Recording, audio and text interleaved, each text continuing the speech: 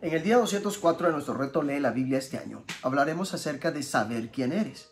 Hasta que no me pasó, no habría creído que fuera posible, pero en el instante en que lo vi experimenté un amor abrumador.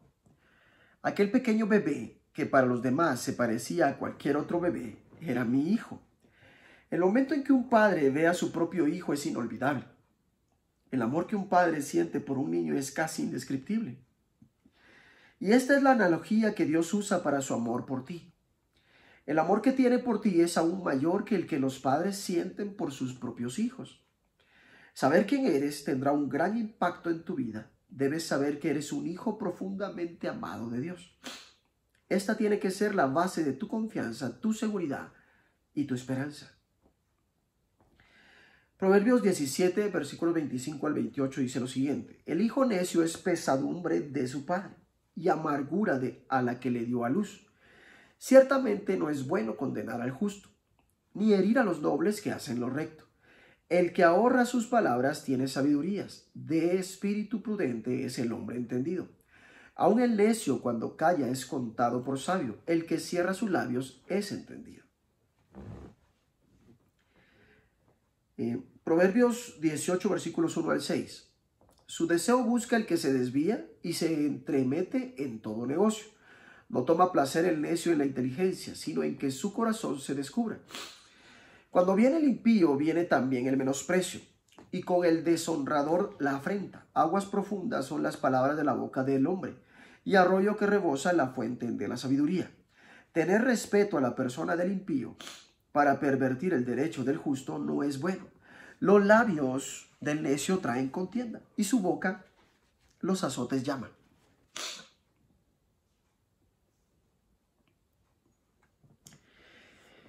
Estos dos capítulos de Proverbios nos hablan acerca de los hijos sabios.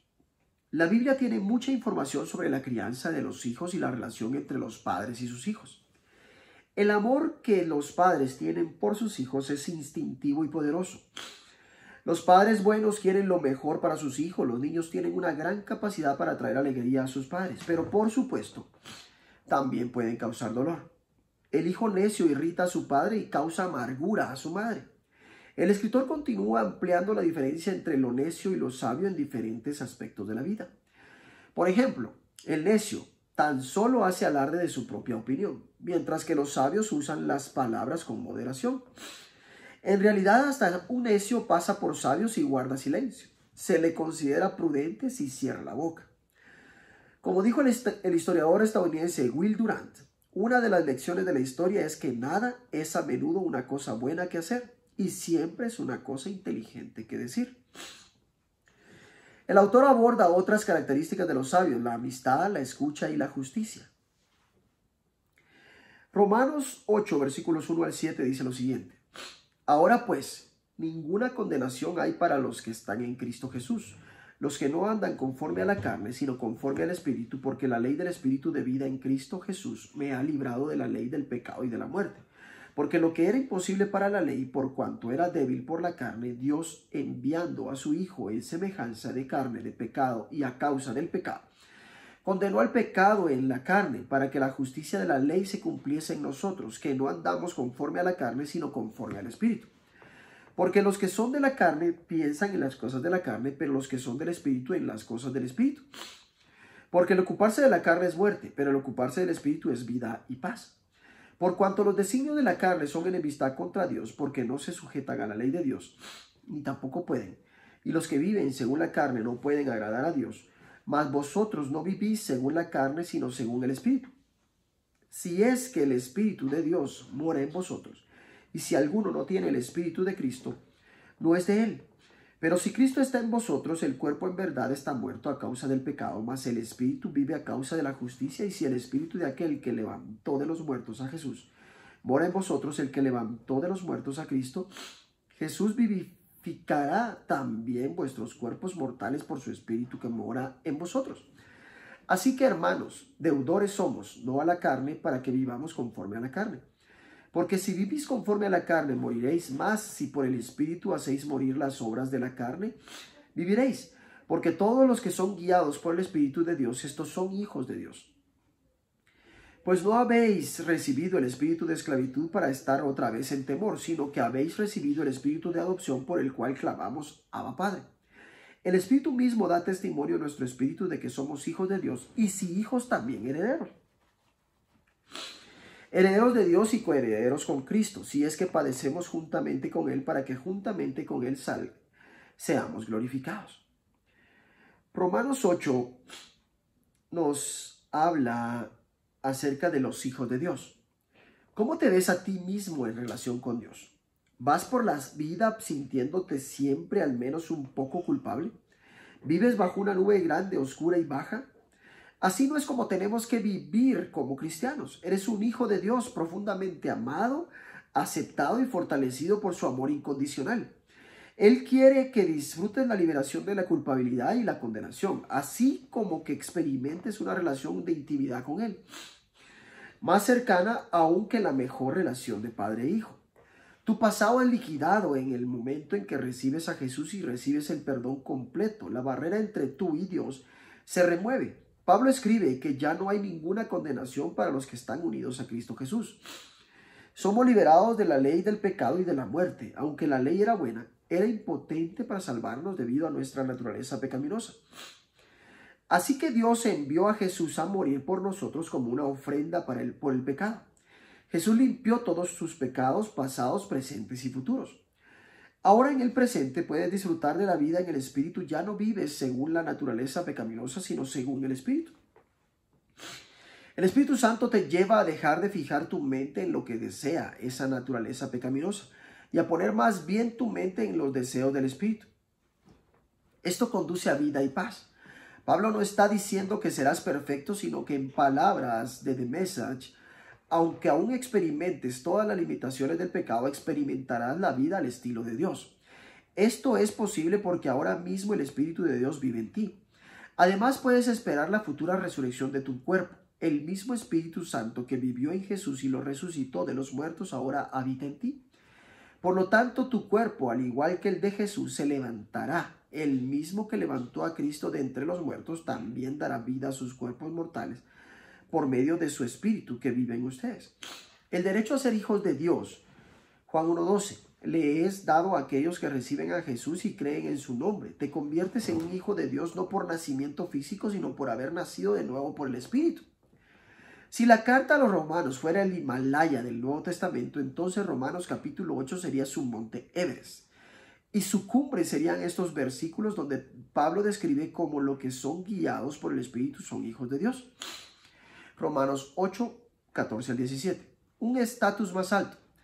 No hay un estatus más alto que ser un hijo de Dios. Bajo el derecho romano, si un adulto quería un heredero, podía elegir uno de sus hijos o adoptar un hijo que tomaría su nombre. Dios tiene solamente un hijo engendrado, Jesús, pero tiene muchos hijos e hijas adoptados. Ha sido adoptado en la familia de Dios. No hay un estatus en el mundo que se compare con el privilegio de ser hijo del Creador del universo. Mayor intimidad. Tiene la más cercana intimidad posible con Dios. Pablo afirma que por el Espíritu clamamos Abba Padre. Esta palabra aramea bien pudo ser la primera palabra que Pablo pronunció y quizá la forma en que se dirigía a su Padre terrenal. Jesús usaba Abba para hablarle a Dios de una manera única. Expresa tanto un profundo respeto como una profunda intimidad y quizá el mejor significado es papi o papá.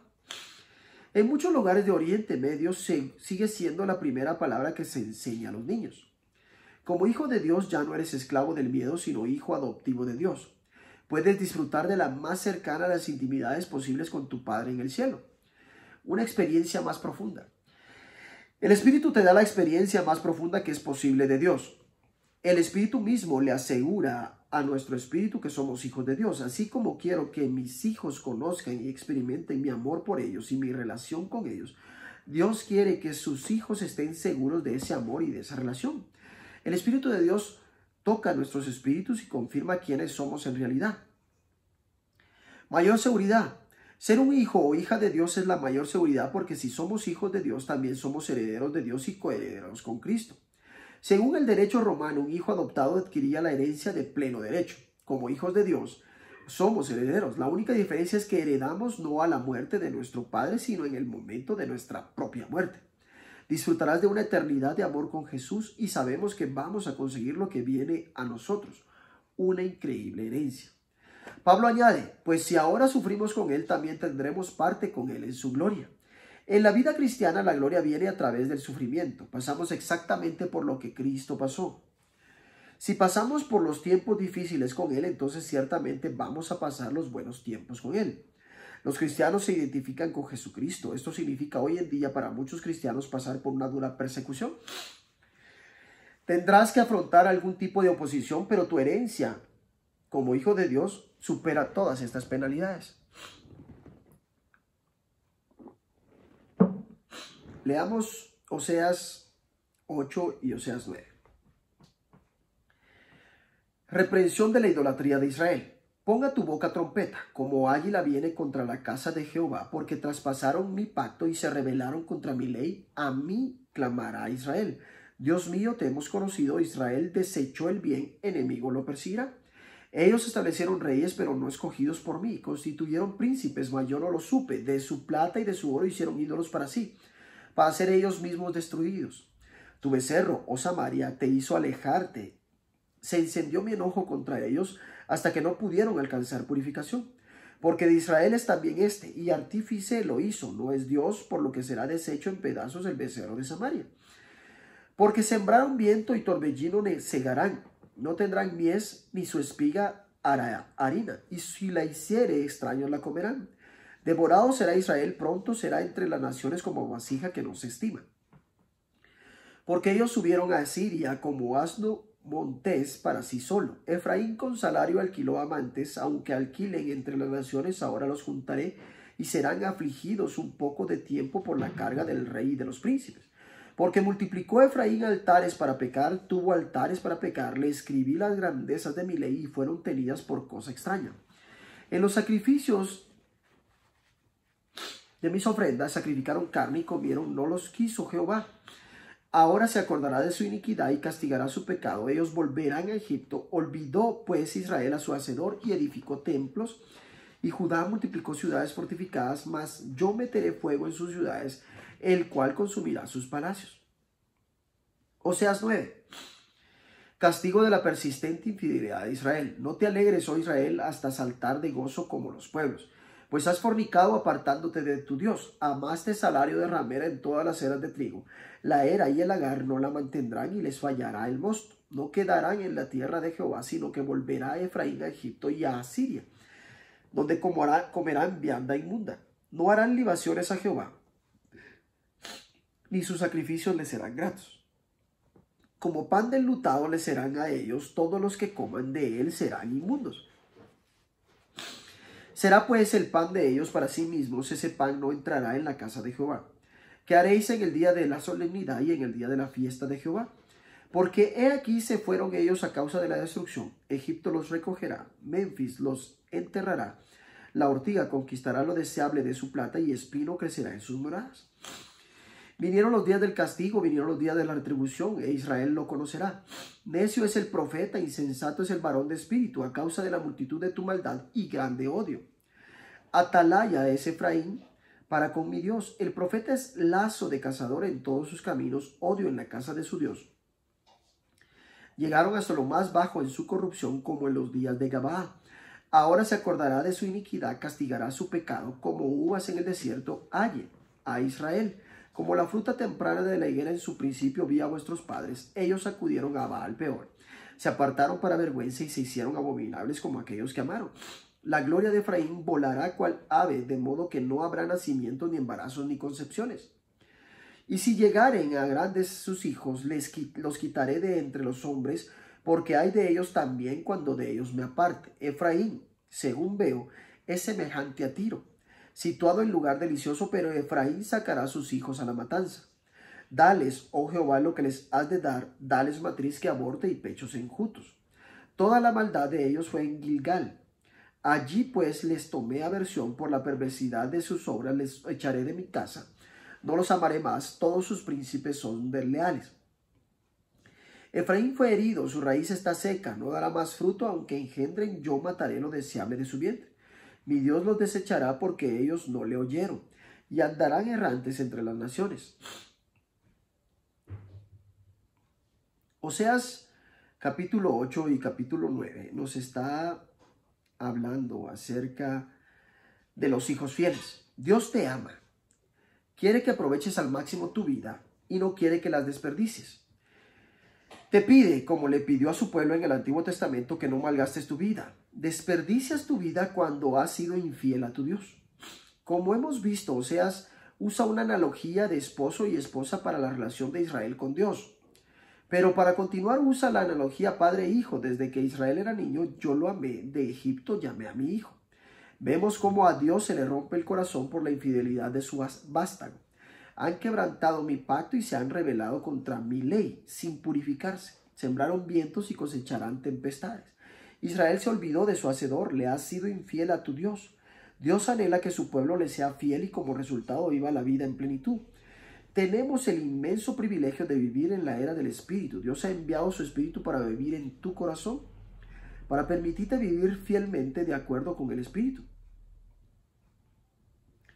Proverbios 17:28 dice, hasta un necio pasa por sabio si guarda silencio. Trato de practicar esto cuando estoy en compañía de gente a la que me siento acomplejada. Señor, gracias porque soy tu amado hijo. Ayúdame a ser un hijo sabio y fiel. Que Dios te bendiga.